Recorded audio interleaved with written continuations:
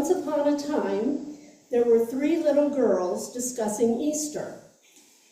I'm not sure I understand it, said the first little girl. We're Jewish, so all we know is the Passover story. We go to Grandma's house, and we have a Seder that tells the whole thing about the escape from the Egyptian Pharaoh. But the only time my mama talks about Easter is when she cleans out the old clothes from my closet and donates them, and we go to buy new ones at the Easter sale. Oh, Easter is fun, says the second little girl. At our house, when we wake up and go hunting around the house for Easter eggs that the bunny has hidden, whoever finds the gold one gets to eat the ears off the chocolate bunny in the Easter basket. And then I put on my Easter dress, and we go to Mass just like every Sunday, except on Easter, there are lilies all over the place and a lot more people. Now, the third girl was a Unitarian Universalist. I think you're both missing something, she said. I go to Sunday school, and I learned that Easter is about the Rabbi Jesus, who went up to Jerusalem to celebrate the Passover Seder with his friends there. And what he had been teaching about God's love for the poor made some people think that they were going to get rid of the Romans who were ruling them. So the Romans arrested him and they put him on the cross, and he died. And when he did, they buried him. And Easter is the 3rd day, I think, when he comes out. And if he sees his shadow, there are 6 more weeks of winter.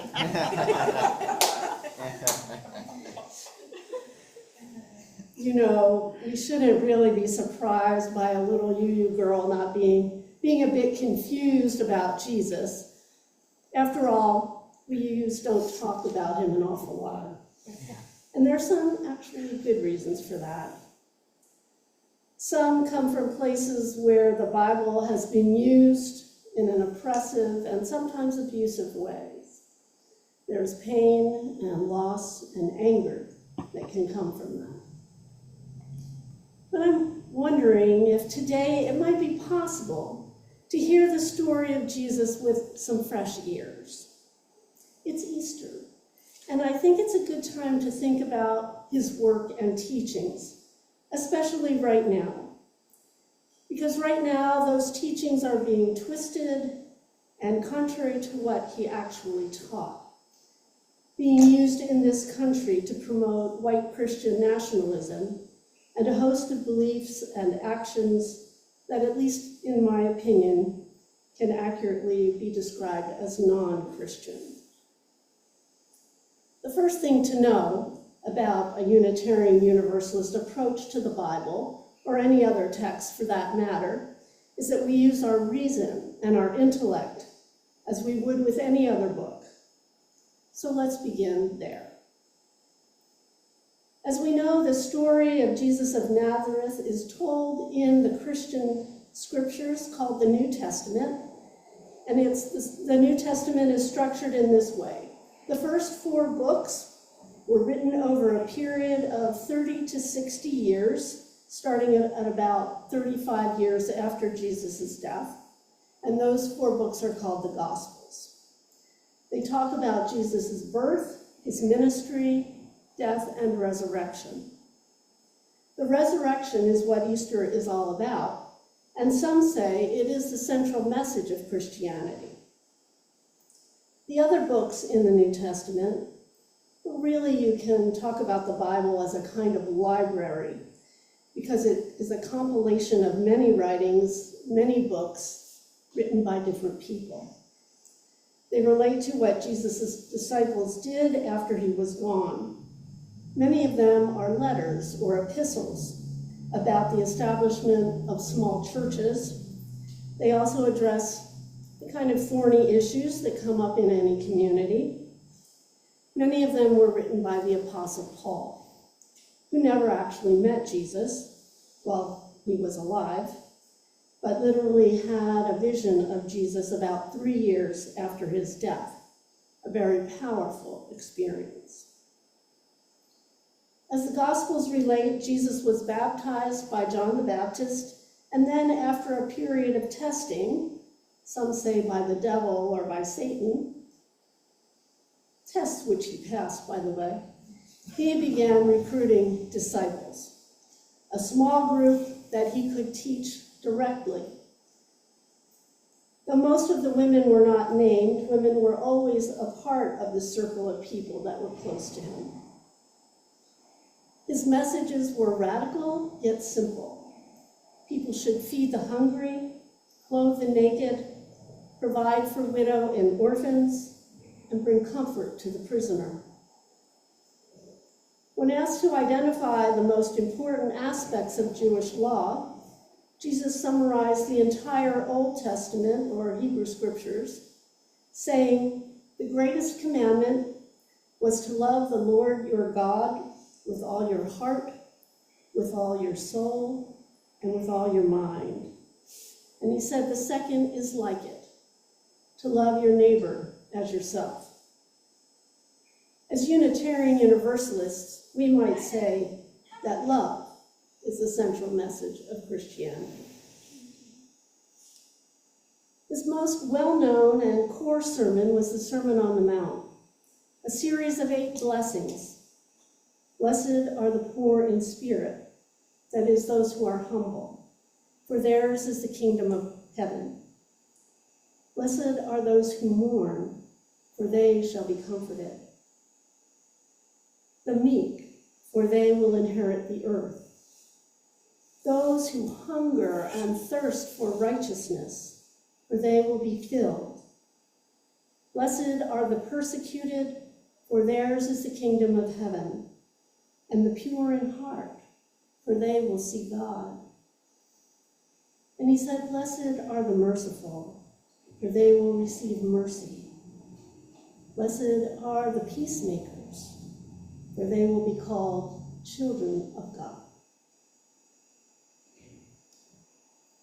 And yet the people calling themselves Christian today actually call for, and I quote, overwhelming violence of action against those who deserve no mercy. These people pray to God for bombs to hit their intended targets. They ask God to make their enemies' land a desolation. I know I'm not the first to say that white Christian nationalism has twisted the teachings of Jesus from humility, mercy, and compassion, and from centering the marginalized, to some freakish monstrosity of death and destruction. In fact, just a couple days ago, the current U.S. Defense Secretary asked the American people to pray for a military victory in Iran in the name of Jesus Christ. On the other hand, there's Pope Leo, the first American pope.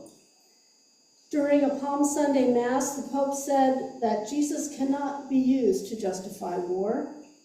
He said the conflict between Iran, Israel, and the United States was atrocious. The pontiff said, this is our God, Jesus, King of peace, who rejects war, whom no one can use to justify war. He does not listen to the prayers of those who wage war, but rejects them. Quoting the prophet Isaiah, Leo added, even though you make many prayers, I will not listen. Your hands are full of blood. He cited the scene described in the Gospel of Matthew when the high priest comes to arrest Jesus in the Garden of Gethsemane. The disciple Peter takes out a sword and cuts off the ear of the high priest's servant. Jesus reprimands Peter, telling him, all who draw the sword will die by the sword. And then, according to the Gospel of Luke, Jesus touches the man's ear and heals him. And And so Jesus directly and unequivocally rejects violence. Andrew Whitehead and Samuel Perry, who wrote Taking America Back for God, Christian Nationalism in the United States, define Christian nationalism as a cultural framework that idealizes and advocates a fusion of Christianity and American civil life, contending that America should always be distinctively Christian from top to bottom. But the Christian in Christian nationalism is more about identity than it is about religion. It carries assumptions about nativism, white supremacy, authoritarianism, patriarchy, and militarism. End quote. You know, I've read the Gospels a few times, and according to those Gospel writers, Jesus never said a word about homosexuality, not one. He never talked about transgender people or abortion. He never said men should be the head of the household. He never objected to women speaking in church. What's more, he believed in the separation of religion and state, saying, "Render unto Caesar the things which are Caesar's, render unto God the things that are God's."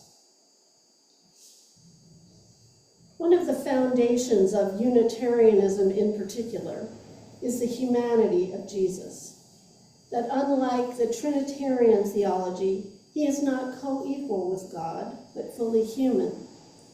The Gospel writers emphasized his connection with God as the Son of God, sent by God, receiving all his powers from God, working miracles because God was with him, and all the rest. Not because he was part of the Godhead, but because of his relationship with God, a relationship that he taught is accessible to all of us. And as Unitarian Universalists see his life as a human example, as I said, to feed the hungry, to clothe the naked, to include the marginalized. In other words, we use now say, to put love in the center. Today on Easter, people around the Christian world are celebrating his life and contend that when he died and suffered on the cross, he rose again. Jesus' followers entered Jerusalem to celebrate the Passover on what Christians call Palm Sunday, just last week, because supporters lined the road and laid down palm fronds in front of him as he entered. The fronds signified victory, triumph, and peace. I think we all know the story. Jesus was arrested, tried, mocked, condemned, tortured, and crucified. After his death, he was put into a tomb owned by a man named Joseph of Arimathea, and a heavy stone was rolled in front of the tomb. It was the Sabbath, so his friends couldn't attend the body. UU minister John Burens talks about the Gospel of Mark and says, on Sunday, Mary, Jesus' mother, and Mary Magdalene went to the tomb to prepare Jesus' body for burial. They found the stone rolled back, the tomb empty, and a young man sitting on the right side, dressed in a white robe, who gave voice to their confusion and confirmed the predictions Jesus made about himself, that he would rise on the third day. The man said, "Do not be amazed. You seek Jesus of Nazareth, who was crucified. He has risen. He is not here. See the place where they laid him. But go, tell his disciples and Peter that he is going before you to Galilee. There you will see him, as he told you." And they went out and fled from the tomb, for trembling and astonishment had come upon them, and they said nothing to anyone, for they were afraid. The four gospel writers then tell of Jesus appearing to various individuals, to small groups, and even to a crowd of 500 people. Quite a story, isn't it? But of course, we Unitarian Universalists have to seek the truth and meaning in that story for ourselves. And because we are UU, we will have many differing beliefs and explanations about what happened and what it means. Maybe we'll decide it will tell us if there will be 6 more weeks of fortune. But whatever we believe, whatever we decide, I don't think the need for some sort of resurrection for us, for all of us, can really be in doubt. I think about what Barbara Kingsolver wrote in her book, High Tide in Tucson, Essays from Now or Never. She says that we all can be called upon to start a new life. It can be after a frightening diagnosis, after a marriage has fallen apart, after a move, the loss of a job or a limb or a loved one. We can start over after graduation or even after bringing a new baby home. At first, the idea of living in a new way can seem impossible, but what moves us forward is the subterranean ebb and flow of being alive among the living. As she says, in my own worst seasons, I have come back from the colorless world of despair by forcing myself to look hard for a long time at a single glorious thing, a flame of red geranium outside my bedroom window. And then another, my daughter in a yellow dress. And another, the perfect outline of a full dark sphere behind the crescent moon that the NASA astronauts are seeing right now. And so she looks hard at such things until, as she says, she can learn again how to be in love with my life again. Like a stroke victim retraining new parts of the brain to grasp lost skills, I have taught myself joy over and over again. Wendell Berry offers a similar thought, saying that we need to practice resurrection because life is going to knock the stuffing out of us over and over again.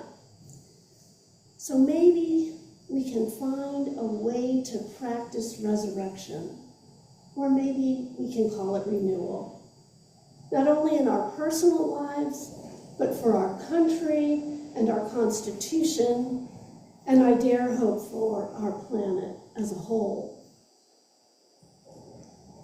As Reverend Melissa Carville Zimmer, Director of Ministries and Programs for the UU Ministers Association, puts it this way: we need renewal, genuine, powerful renewal.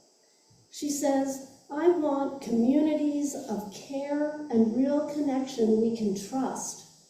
I want places where I can learn and grow and be challenged to shape our lives in alignment with our values. I want to be part of the dreaming and working and fighting for collaborative liberation.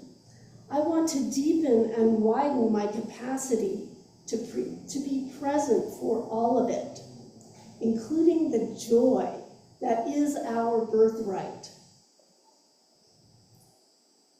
And if Jesus can be a model for how people should live, maybe he can also teach us how to rise. So again, from the Lewiston Tribune. Easter can be a day to fan the ashes of dead hope, a day to banish doubts and to seek the slopes where the sun is rising, a day to revel in an uplifting faith in the power of possibility, a faith that can transport us out of ourselves and into the vast and inviting unknown. So may it be, and amen.